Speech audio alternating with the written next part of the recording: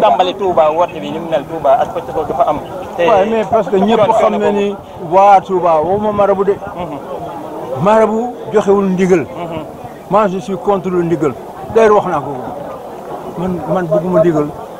parce que boo amee ndigal mais nga dem tëri. dégg nga waaye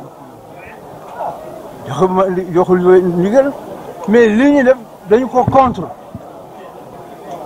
parce que ci dëkkam lañu ko def defuñu ko feneen téye carte yi tëj bureau de vote yi nit ñi mën ñoo wote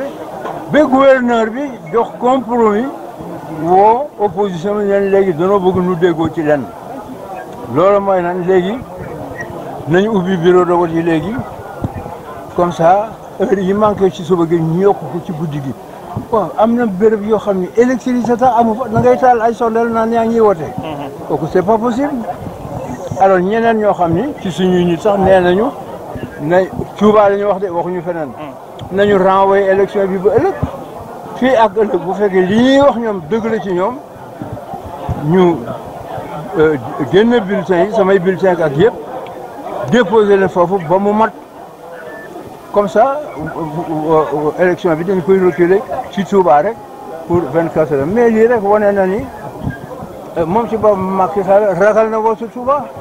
man ragaluma woosu Touba ragaluma woosu Tivaouane dem naa fa ragaluma woosu Layène wala feneen wala beneen Taaleen de Mountaga biig laa fa gëj moi je vais chez tous les marabouts lui il n'ose pas mettre le